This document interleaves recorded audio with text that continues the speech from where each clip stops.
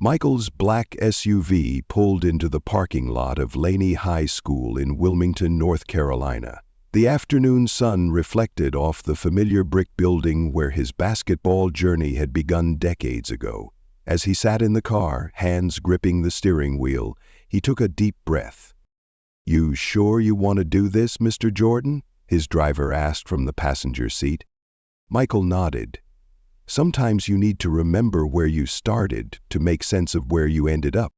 Stepping out, he adjusted his cap lower over his eyes. Maybe he wouldn't be recognized right away. He wanted to soak in the memories first.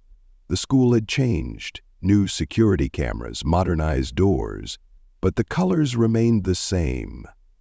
Pushing open the heavy entrance door, he was met with the familiar scent of polished floors and faint echoes of student chatter. The hallways were quiet, save for a few students lingering for after-school activities. Michael walked past trophy cases displaying his framed jersey, newspaper clippings, and photos from championship-winning years. His gaze lingered on a section dedicated to him, a collection of high school stats, signed memorabilia, and articles recounting his journey from Laney to NBA legend. He hadn't been back in almost a decade, but the memories were vivid. As he pushed open the gym doors, the scent of floor polish and rubber hit him instantly. Some things never changed. The bleachers were new, the scoreboard modernized, but the soul of the place remained the same. His eyes scanned the space, recalling the countless hours he had spent here, shooting in the dark, running drills long after others had left, proving to himself that he was more than the kid who got cut from varsity as a sophomore, as he finally got his first losses. And it worked. He was lost in thought when movement near the far end of the gym caught his attention. A janitor was slowly pushing a mop along the sidelines. Something about the man's deliberate movements, the way he took pride in his work, felt oddly familiar. Michael watched him for a moment before stepping closer.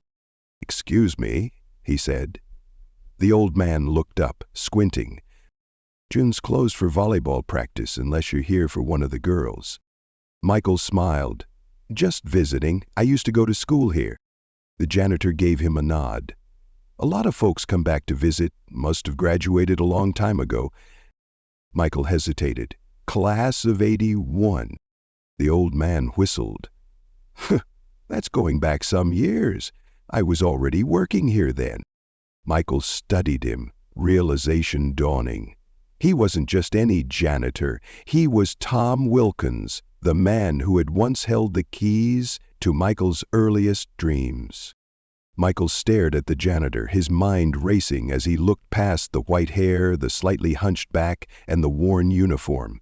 It couldn't be, but the voice, the posture, even the way the man gripped the mop handle with quiet determination, all felt too familiar. "Mr. Wilkins?" Michael asked, stepping closer. The janitor tilted his head, squinting at him.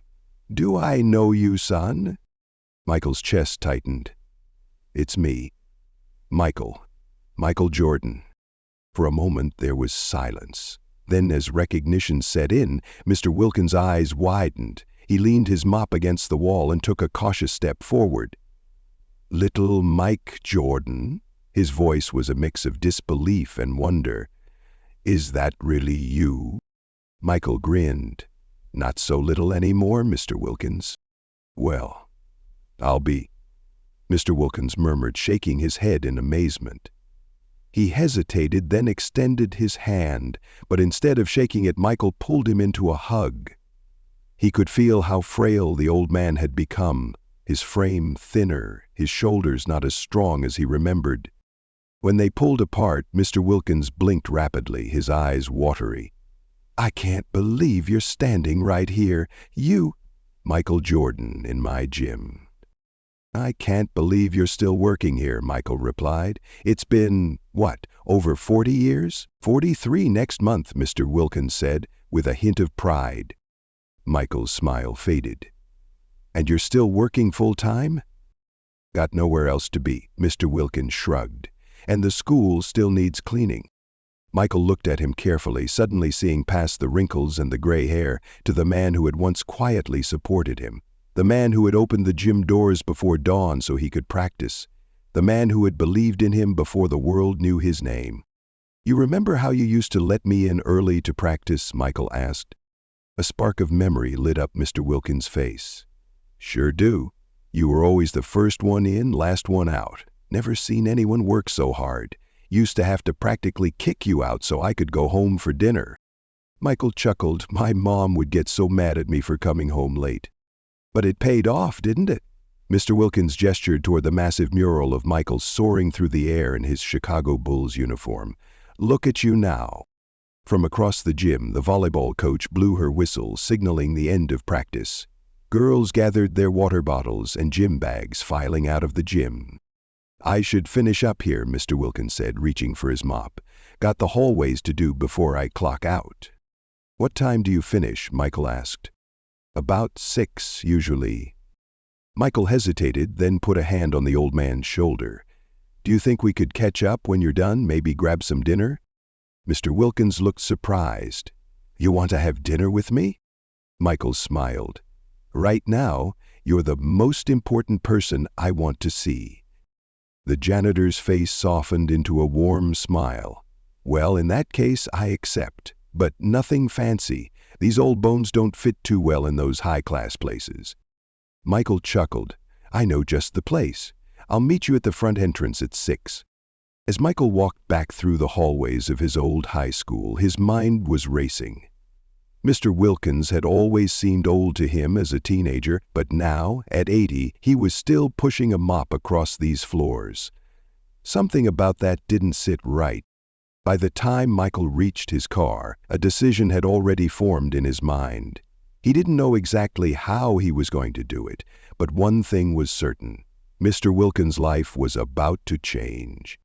Michael waited by the front entrance at exactly 6. He had spent the last hour making calls, canceling a dinner with business partners, and rescheduling his flight back to Charlotte. Some things were more important than business.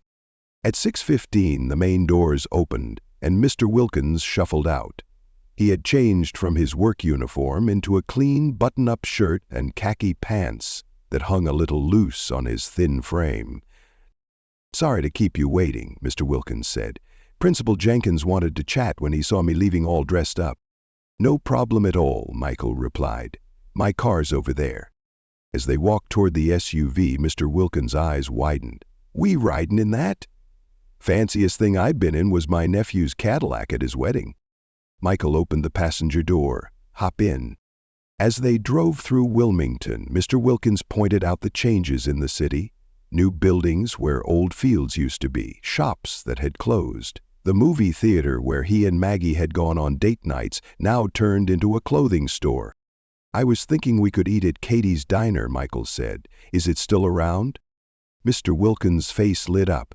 "Sure is. Been there since the 60s. You remember that place? Best chocolate milkshakes in town," Michael said with a smile. "My dad used to take me there after games." The diner looked exactly as Michael remembered. Red vinyl booths, black and white checkered floors, photos of local sports teams on the walls. By the cash register, he spotted a faded picture of his high school team. A middle-aged waitress approached their table. "What can I get you?" She stopped mid-sentence, eyes widening. "Oh my goodness, are you?" Michael nodded politely. "Yes, ma'am." "Could we get 2 menus, please?" The waitress hurried away, whispering to her co-workers. Soon the other staff and a few customers were sneaking glances at their table. "Sorry about that," Michael said. Mr. Wilkins chuckled. "Must be strange, being recognized everywhere you go." "You get used to it," Michael replied. "But enough about me. I want to hear about you, Mr. Wilkins. All these years at Laney High. That's dedication." The old man shrugged. "It's just a job. Someone's got to keep the place clean." "But why are you still working at 80? Michael asked. "Most people retire long before that." Mr. Wilkins' smile faded slightly. "Well, retirement's for folks who can afford it, I suppose." Michael frowned. "You mean you can't?" Mr. Wilkins stirred his coffee, his voice quiet. "Pension checks don't stretch as far as they used to. And with Maggie's medical bills, well, we get by." Michael absorbed the words. his jaw tightening. "Isn't there any help available? A government program or something?" Mr. Wilkins shook his head. "We don't take handouts," he said simply. Michael recognized the quiet pride in his voice. It was the same pride that had kept Mr. Wilkins working all these years instead of asking for help. Before he could respond, the waitress returned with their food, cheeseburgers and the chocolate milkshakes they had both been waiting for. Michael didn't push the subject further, but as he took a bite of his burger, his mind was already working. This wasn't right. It wasn't fair, and it was going to change.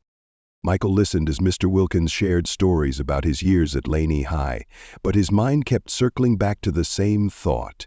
This man who had quietly shaped so many lives was still mopping floors at 80 years old just to survive. It didn't sit right. As they ate, Michael pressed further, asking about the house Mr. Wilkins and his wife had lived in for decades. "We bought it when prices were low," Mr. Wilkins said. "Been there 35 years now." "Ever thought about moving?" Michael asked casually. Mr. Wilkins shook his head. "Can't afford anything better. And with Maggie's wheelchair, we'd need a place that's accessible." Michael leaned in. "What repairs does it need?" "Oh, always something," Mr. Wilkins admitted. "Roof leaks when it rains hard, plumbing's old. Since Maggie's stroke, we've talked about widening the bathroom door, but—" He trailed off, stirring his coffee. "But what?" "Money's tight." Michael took a slow sip of his milkshake, his mind racing. "Not for long." When they finished eating, Michael insisted on paying. As they stepped outside, he offered, "Let me drive you home." Mr. Wilkins hesitated but nodded. "All right." The neighborhood was quiet as they pulled up to the small, worn-down house. Michael scanned the details in the dim porch light. The cracked walkway, sagging gutters, chipped paint, and a wobbly front railing. "Would you like to come in?" Mr. Wilkins asked. "Maggie would love to see you." "And be honored." Inside, the home was neat but showed its age. The furniture was well-worn, the wallpaper peeling at the edges. Family photos covered the walls, and on a side table, Michael spotted a familiar red-covered scrapbook. "Is that—" Mr. Wilkins picked it up, looking almost embarrassed. "Just some newspaper clippings I saved over the years. You and some of the other kids from school who did well." Michael flipped through the pages. Every milestone of his career was there. High school games, college highlights, NBA championships. He swallowed hard. All these years, Mr. Wilkins had quietly tracked his success. And here he was, still working, still struggling, still sleeping on a mattress on the floor because their old bed was too high for Maggie to get into safely. Michael set the scrapbook down, already forming a plan. This wasn't just about fixing a house or covering medical bills. This was about making sure the man who had opened a door for him all those years ago would never have to struggle again. As he drove back to his hotel that night, he pulled out his phone and started making calls. By the time he reached his room, the decision had already been made. Mr. Wilkins' life was about to change. The next morning, Michael was up before sunrise, his mind focused on only one thing: making this happen. He had the resources, the connections, and the determination. Now, it was just a matter of execution.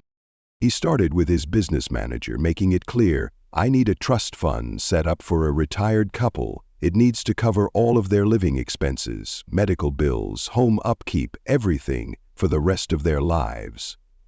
The response was immediate. "We can make that happen, but we'll need to structure it carefully. How soon do you need it ready?" Michael didn't hesitate. By the end of the week. Next, he called a contractor in Wilmington. "I need a full home renovation, wheelchair accessibility, widened doorways, new roof, plumbing, electrical, everything, and it has to be done in a week." The contractor, Dave Thompson, chuckled at first. "A full house in a week? That's impossible." "Not if money is no object," Michael countered. "I'll pay for overtime, extra crews, whatever it takes." There was a pause, then Dave's tone changed. "If we work around the clock, we might be able to do it in 10 days. "You have 7. Michael moved on to healthcare specialists, arranging for the best physical therapy equipment to be installed in the Wilkins home. He also called a real estate lawyer to finalize paying off their mortgage. Everything needed to be in place before Mr. Wilkins stepped foot in that house again. Now came the most important part, keeping it a secret.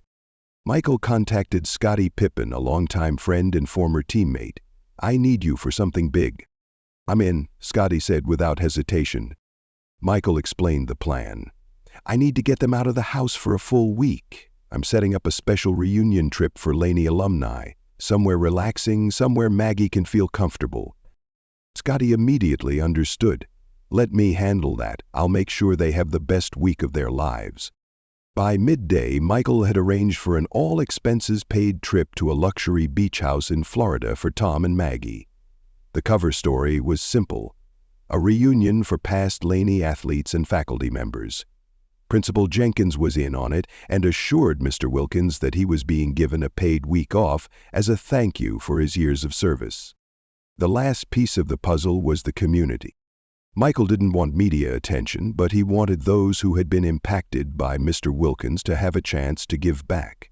He made quiet calls to old classmates, local businesses, and even Laney High's faculty. The response was overwhelming. A furniture store offered to replace the Wilkins' old sofa. A local flooring company donated new hardwood floors. Former students, some of whom Mr. Wilkins had mentored, volunteered to help. The moment Mr. Wilkins and his wife boarded their flight to Florida, Operation Homecoming would begin. Michael sat back in his chair, phone in hand. Everything was in motion. Now it was time to change a life. Friday morning arrived with clear skies and a crisp breeze. As Michael personally checked the beach house one last time, making sure every detail was perfect for Tom and Maggie's arrival, a quiet message came through from Scottie. "The Wilkins have landed. They're getting settled. No idea what's happening back home." That was the signal. It was time to begin. At exactly 10 a.m., Michael pulled up to the Wilkins home. The street was already lined with construction trucks, moving vans, and a team of more than 30 workers, contractors, electricians, plumbers, and landscapers, all waiting for the green light. Dave Thompson, the contractor, stood at the curb, clipboard in hand, already barking orders. "We've got 3 shifts working around the clock. This isn't a renovation, it's a full rebuild." Michael nodded. "How soon before demolition starts?" "The inspectors are inside now, checking the electrical and plumbing," Dave said. "As soon as they clear it, we start tearing out the old bathroom and roof." A mobile office trailer was rolled into place at the end of the driveway, stocked with blueprints, schedules, and a 24/7 command center to coordinate deliveries and shifts. Michael's phone buzzed again. "Scottie, Mr. Wilkins says this is the nicest place they've ever stayed. Maggie loves the view." Michael took a deep breath and smiled. This was it. The moment everything would change. With the first swing of the hammer, an ordinary house began its extraordinary transformation. This wasn't just a renovation, it was a revolution of kindness about to unfold. Day 1. Breaking down walls, building up hope. As morning light spilled across the neighborhood, an army of compassionate workers descended on the Wilkins home. On the roof, dedicated teams stripped away years of weathered shingles. Inside, masked workers carefully dismantled the bathroom that had become an everyday obstacle course for its owners. "We've discovered significant water damage hidden in the ceiling," Dave reported, his expression serious as he displayed a piece of rotting drywall.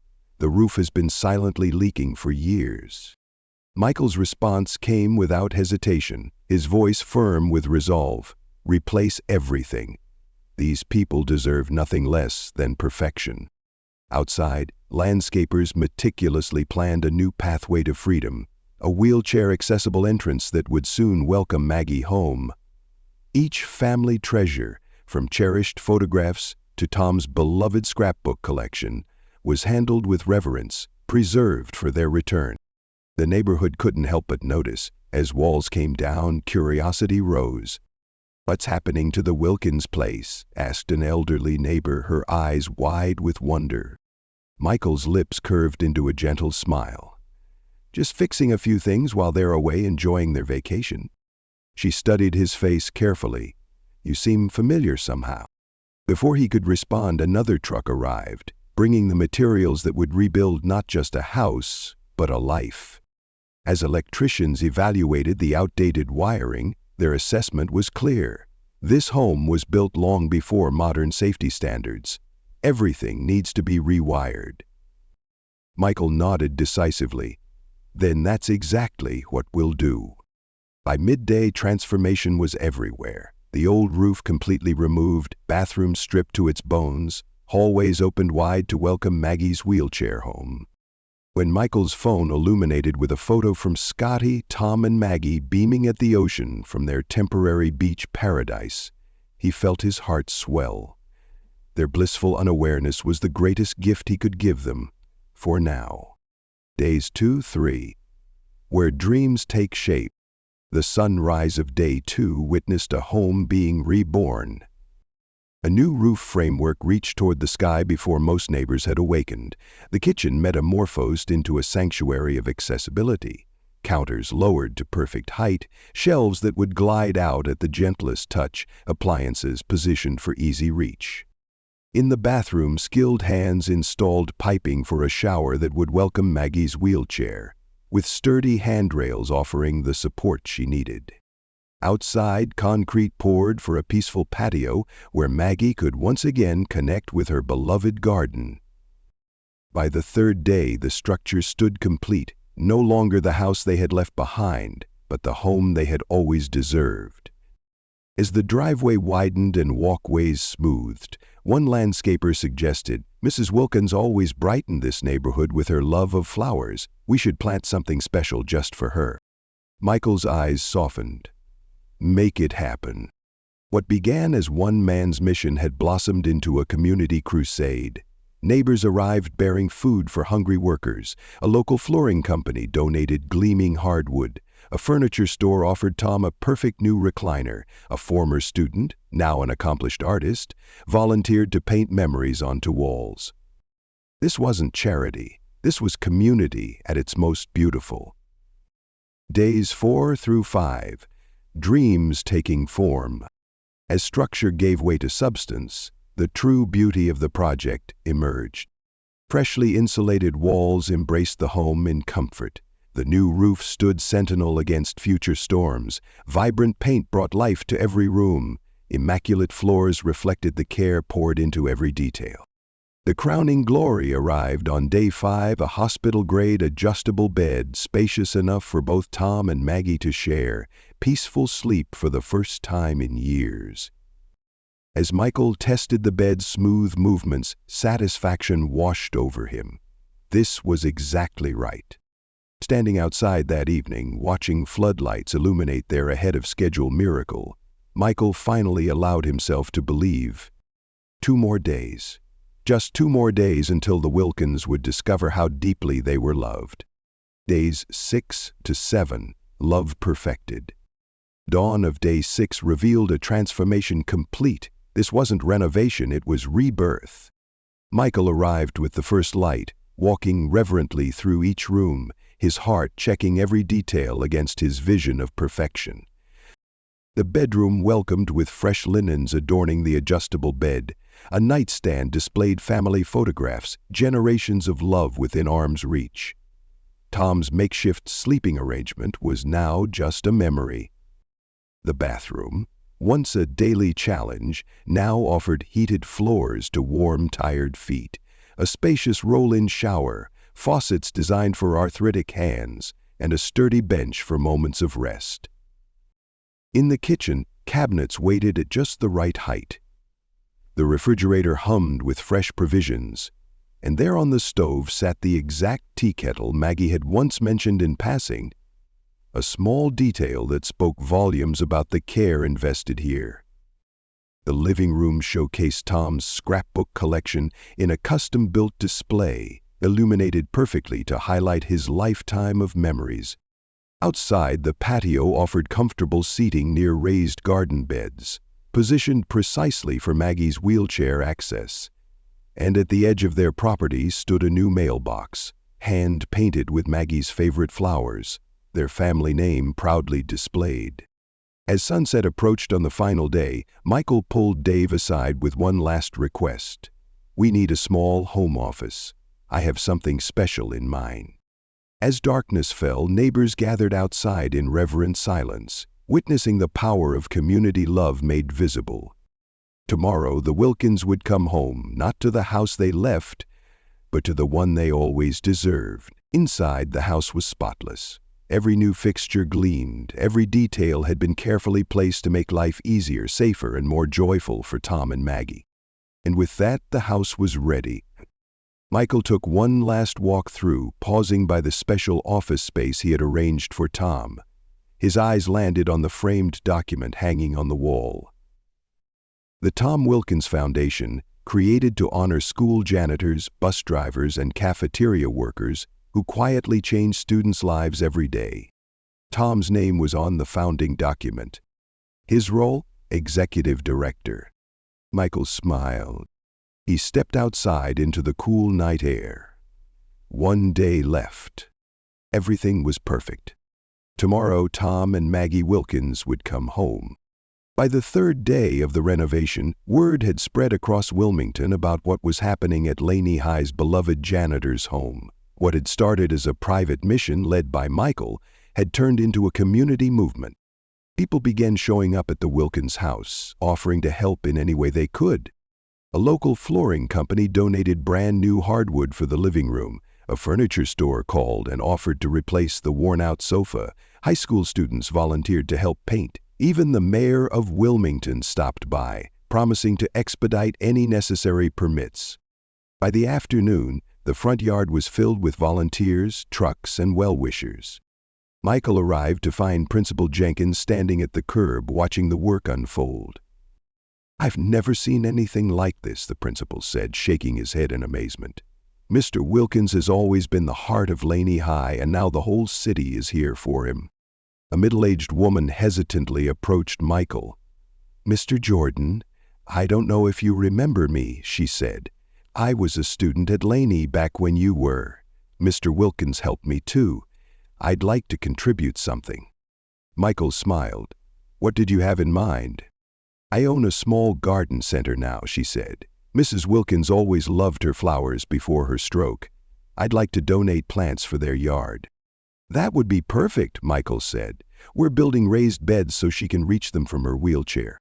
Throughout the day, more people came forward with their own stories about how Tom Wilkins had changed their lives. A mail carrier stopped by to say that Tom used to shovel snow from elderly neighbors' sidewalks every winter, without being asked. A young mother shared how Tom had fixed her car when she was struggling financially and needed to take her baby to the doctor. A teenager mentioned that Mr. Wilkins had bought his first pair of basketball shoes when his family couldn't afford them. Each story reinforced why this renovation mattered. "This isn't just about fixing a house," Michael said quietly to Scotty. "This is about honoring a lifetime of service." That evening, Laney High's alumni basketball team showed up. Michael's former teammates from 1981. "We heard what you're doing for Mr. Wilkins," one of them said. "We want to help." Michael embraced his old friends. "Grab some paintbrushes," he said. "We've got work to do." By the end of the day, the Wilkins home was no longer just a renovation project. It had become a movement. Former students, neighbors, and local businesses had all come together to give back to a man who had spent his entire life quietly giving to others. And the best part? Tom and Maggie had no idea. By 11:30 a.m., a quiet crowd had gathered near the Wilkins home. Neighbors, former students, Laney High teachers, and everyone who had worked on the renovation. Cars were parked several blocks away to keep the front of the house clear. A thick red ribbon stretched across the front door, waiting to be cut. Michael stood near the freshly paved walkway, his heart racing. Everything had come together exactly as planned. He glanced at Dave, the contractor. "Is everything ready?"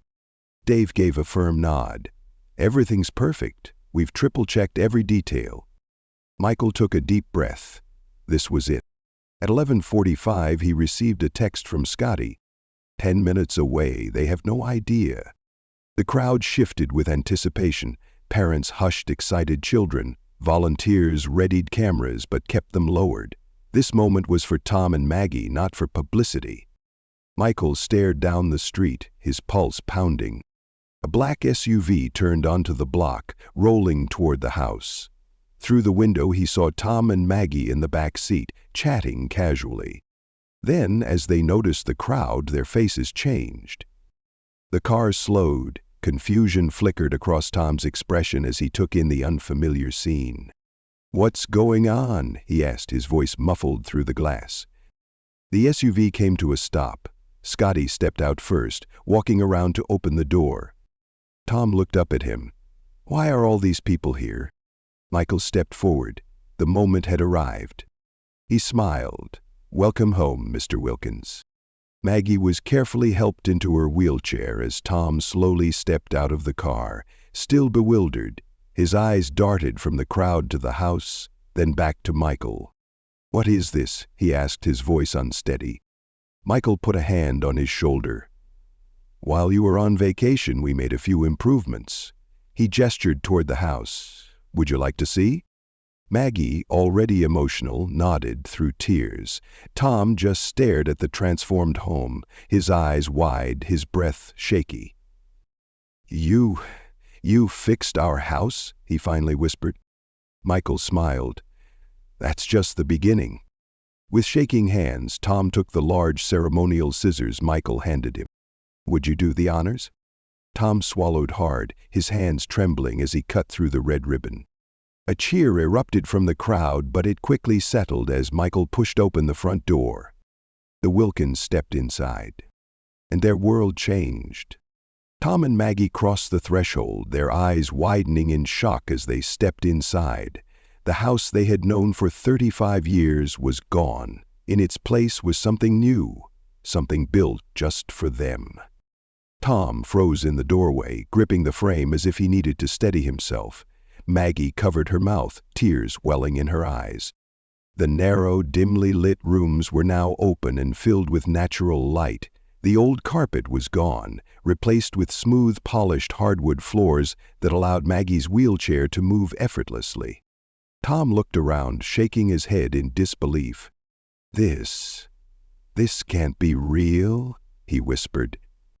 Michael walked beside them as they entered the completely redesigned kitchen. The countertops were now lowered to an accessible height, and the appliances were positioned so that Maggie could cook comfortably. Maggie ran her fingers along the edge of a brand-new stovetop, her voice barely above a whisper. "I can reach everything," she said, opening a drawer with ease. Tom turned in slow circles, taking it all in. Every detail had been carefully thought out, down to the tea kettle on the stove, the same model Maggie had once mentioned she loved.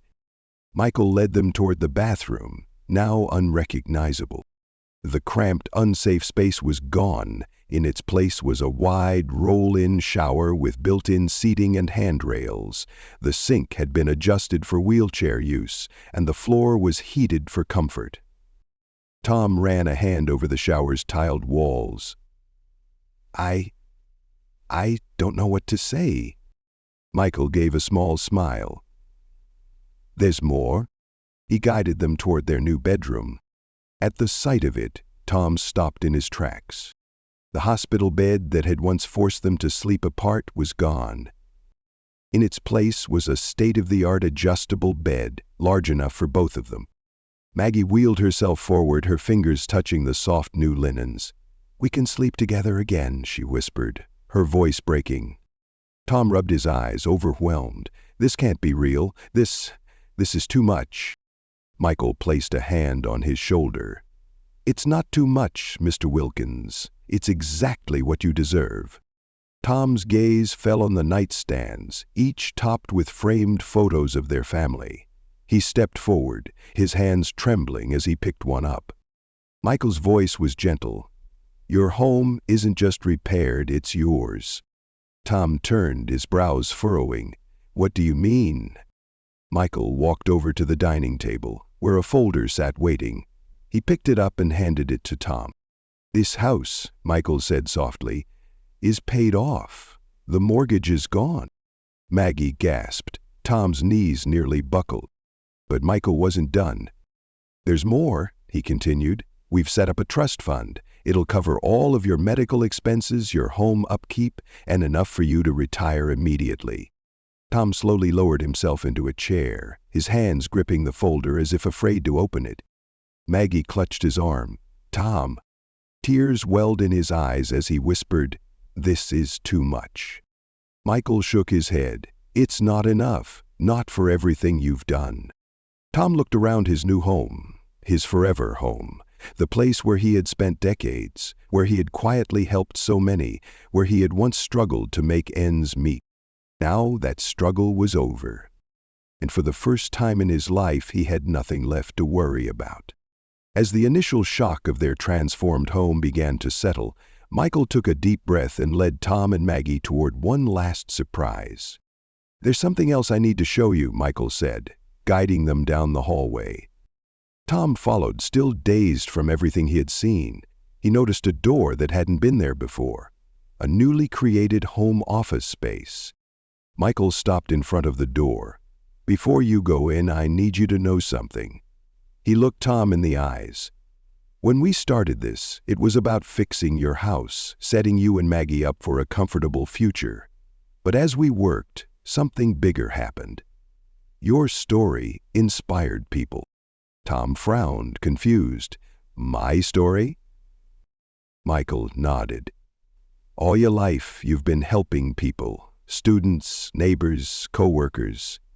Most people don't notice the janitor, but you weren't just a janitor. You were someone who changed lives." He reached for the doorknob. "We started asking ourselves, how many other Mr. Wilkinses are out there? How many people like you have spent their lives serving others, making a difference in the background, never asking for anything in return?" Michael pushed the door open. Inside, the small storage room had been transformed into a beautiful home office. A sturdy wooden desk faced a window overlooking the backyard. Bookshelves lined the wall, and a comfortable chair sat beside a reading lamp. But it was the framed document hanging above the desk that made Tom freeze in the doorway. Michael stepped forward, pointing at the plaque. "The Tom Wilkins Foundation." Tom's breath caught. He stepped closer, reading the fine print. Michael explained, his voice strong. "The foundation is named after you. Its mission is to recognize and support school support staffs, janitors, bus drivers, cafeteria workers, maintenance staff, people who quietly shape students' lives every day but never get the recognition they deserve." Tom turned, his expression stunned. "Named after me?" Michael smiled. "Yes, and it's already up and running. The foundation will provide scholarships, emergency financial assistance, and recognition programs for school employees across the country." Tom blinked, his hands shaking as he reached for the chair, lowering himself into it. Maggie wheeled herself inside, wiping tears from her eyes. "Oh, Tom." Michael placed a hand on his shoulder. "There's one more thing, if you want it. There's a position waiting for you. You're the foundation's first executive director." Tom's head snapped up. "Me?" Michael nodded. "Who else? No one understands the importance of this work better than you. You'll help find deserving people, make sure they get the recognition they deserve, and share your story to inspire others." Tom stared at him. I don't know what to say." "You don't have to say anything yet," Michael assured him. "Just know that if you want this, it's yours." Tom's eyes moved from the framed foundation document to the carefully organized desk, to the laptop already set up for him. A future he had never even dreamed of was sitting right in front of him. Maggie took his hand and squeezed it. "Tom, you spent your whole life helping others. Now, it's your turn to be helped." Tom swallowed hard. His whole life he had never expected anything in return for what he had done, but now here it was. Recognition, security, and a chance to help even more people. After a long moment, he took a deep breath and looked up at Michael. "I accept." Maggie clapped her hands together, tears streaming down her face. "Oh, Tom, I'm so proud of you." Michael smiled. "Good, because this is just the beginning." As they stood in the new office, the weight of what had just happened settled over all of them. Tom Wilkins, the man who had spent decades unlocking gym doors for students like Michael, had just had a new door unlocked for himself. And this time it led to a legacy that would change lives forever. As the last of the guests trickled out, the sun dipped lower in the sky, casting a warm glow over the newly renovated home. The once busy front yard, filled with workers and volunteers just days ago, was now quiet, just as it should be. Michael stood on the front porch, hands in his pockets, watching as Maggie navigated the smooth ramp with ease, moving freely in a way she hadn't in years. Tom was still inside, slowly walking through the house, touching the walls, running his fingers over the furniture, taking it all in. Scotty stepped up beside Michael, leaning against the railing. Mission accomplished. Michael let out a small chuckle, shaking his head. More than I ever imagined. They both watched as Tom stepped outside, his expression softer now, the weight of the day starting to settle. He wasn't overwhelmed anymore, just grateful.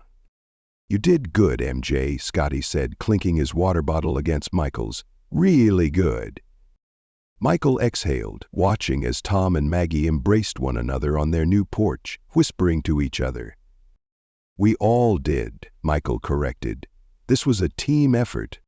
Scotty gave a small nod, knowing Michael wasn't just talking about the construction crews or the volunteers. He was talking about everyone Tom had touched in his lifetime. Every student, every teacher, every struggling kid who needed a quiet word of encouragement. As the last few neighbors said their goodbyes, Tom finally approached Michael. "Can we talk?" he asked quietly. "Of course," Michael said, following him toward a bench under the old oak tree in the backyard. Tom sat down heavily, rubbing his hands together, eyes fixed on the horizon. "I don't know how to thank you," he said after a long pause. "What you've done for Maggie and me, it's beyond anything I could have imagined." Michael shook his head. "You don't need to thank me. I'm just returning a favor that's 40 years overdue." Tom gave a small, weary chuckle. "This is a bit more than unlocking a gym door." Michael turned to him, serious now. "Not to me. That door led to everything else in my life, the championships, the career, all of it. And I might have quit that day if you hadn't believed in me." They sat in silence for a moment, the sounds of the neighborhood soft around them.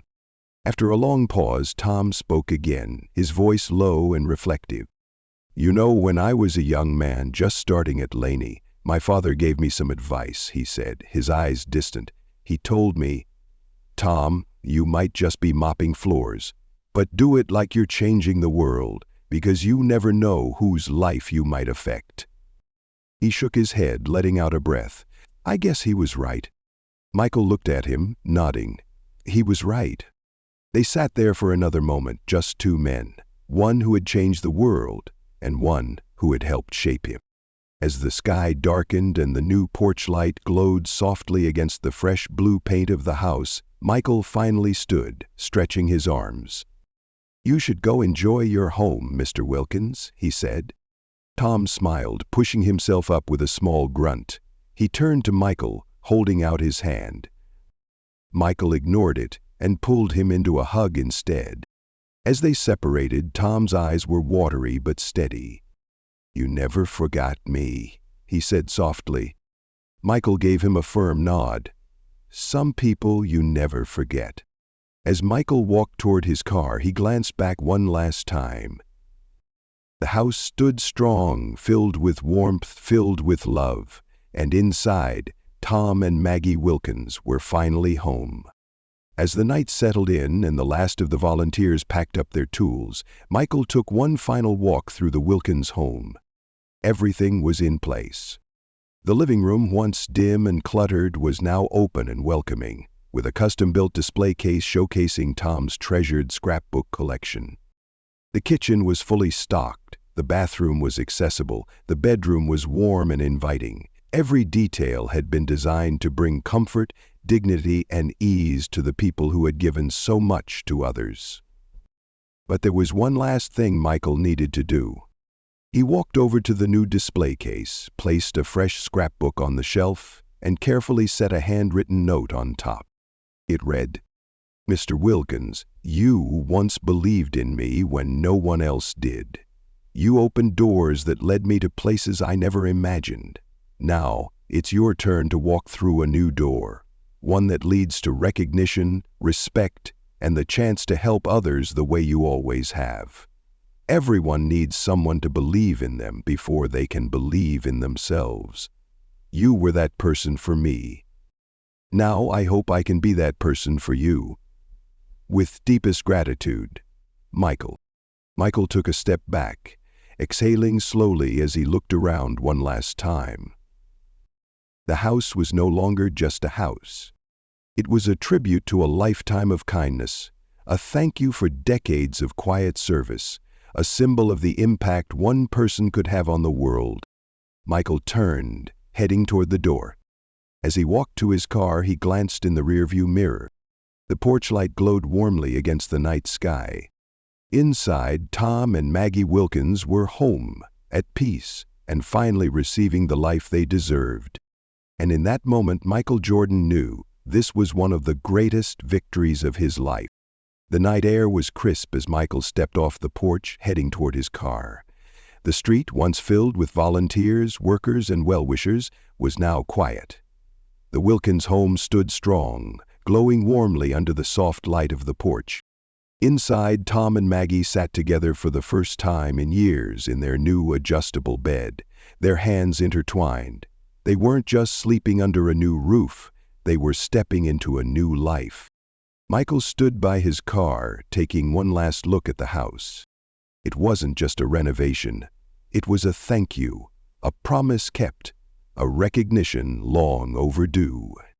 Scotty approached, leaning against the hood of the SUV. "So, how does it feel?" Michael smiled, his heart lighter than it had been in years. "It feels right." They stood in silence for a moment, watching as the Wilkins home, their legacy, stood tall and unshaken. As Michael reached for the car door, he took one last glance back. Not at the house, not at the renovations, at Tom and Maggie, at two people who had spent a lifetime helping others, finally receiving the life they deserved. Michael let out a slow breath, nodded to himself, and got in the car. As he drove away, he didn't look back again. Because he didn't need to. Tom and Maggie Wilkins were home. And for the first time in a long time, they had everything they needed.